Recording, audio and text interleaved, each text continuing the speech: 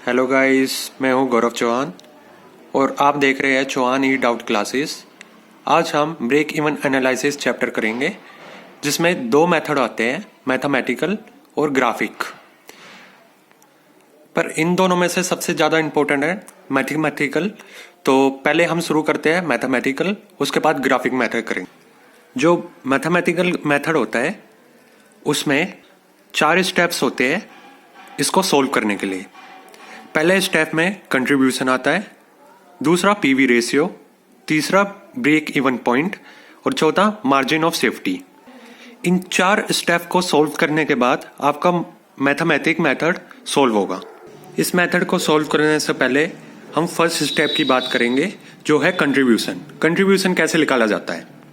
Contribution निकालने के लिए हमें सेल्स और वेरिएबल कॉस्ट की ज़रूरत पड़ती है और कंट्रीब्यूशन फाइंड आउट करने के लिए हमें सेल्स में से वेरिएबल कॉस्ट माइनस करना पड़ता है, तब हमें कंट्रीब्यूशन मिलता है। ये रहा कंट्रीब्यूशन का formula, sales minus variable cost. पर कभी कभार क्वेश्चन में हमें सेल्स और वेरिएबल कॉस्ट नहीं दी जाती, उसके बदले में हमें फिक्स कॉस्ट प्लस प्रॉफिट दिया जाता है। तो हम सेल्स और वेरिएबल कॉस्ट गिवन नहीं होती है तो हम फिक्स कॉस्ट प्लस प्रॉफिट से भी निकाल सकते हैं, जिसका फॉर्मूला ये होता है। ये एक्स्ट्रा फॉर्मूला होता है कंट्रीब्यूशन निकालने के लिए। पहला फॉर्मूला होता है सेल्स माइनस वेरिएबल कॉस्ट, दूसरा होता है फिक्स कॉस्ट प्लस प्रॉफिट। इस फॉर्मूले से हमारा फर्स्ट स्टेप निकल जाता है, मतलब कंट्रीब्यूशन निकलेगा। सेकेंड स्टेप हमें पीवी रेशियो निकालना होता है। पीवी रेशियो का फॉर्मूला होता है कंट्रीब्यूशन अपॉन सेल इंटू 100। पर यह फॉर्मूला तब होता है जब हमें रुपीस में निकालना होता है। अगर जब हमें पूछा जाता है क्वेश्चन में कि यूनिट्स में पीवी रेशियो निकालो, तो उसका फॉर्मूला क्या होता है? उसका फॉर्मूला होता है contribution per unit upon selling price per unit into 100। ये फॉर्मूला होता है जब यूनिट्स में निकालना होता है। तो मैं आपको दिखा देता हूं।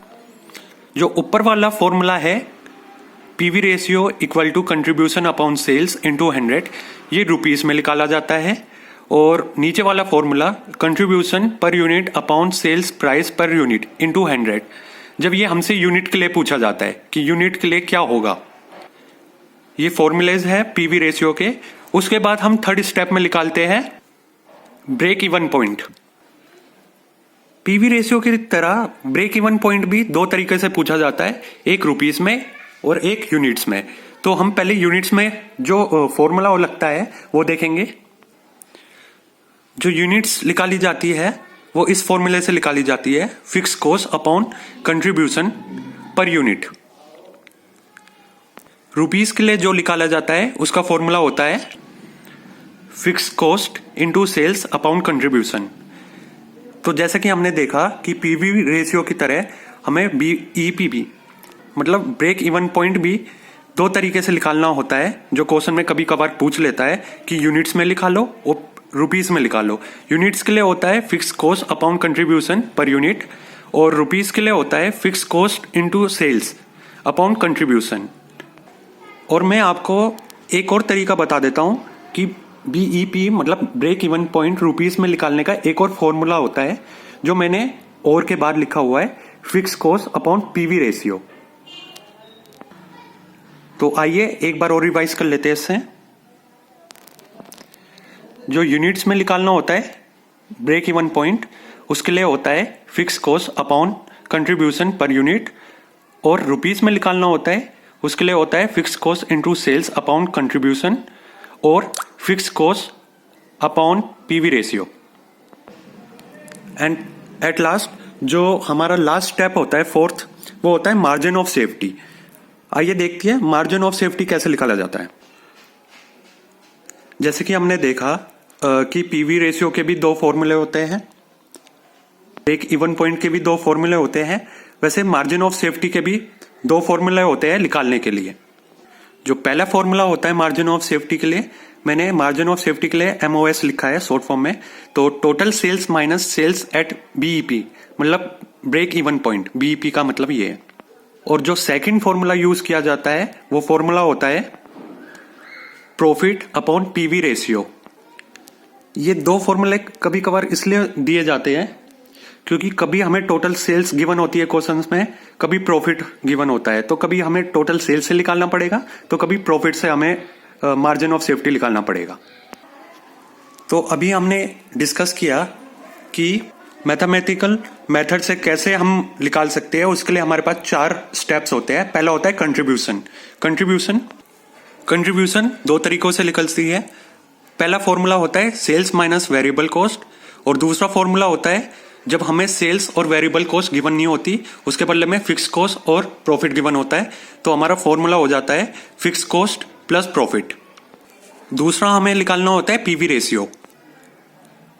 पीवी रेशियो 2 तरीके से निकाल जाता है, एक तो रुपीस में और एक यूनिट्स में।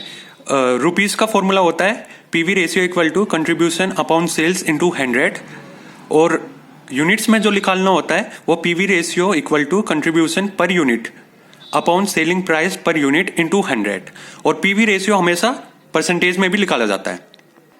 इसी तरह हम बीईपी भी निकालते हैं, मतलब ब्रेक इवन पॉइंट। ये भी 2 तरीके से निकाला जाता है, यूनिट्स और प्राइस में।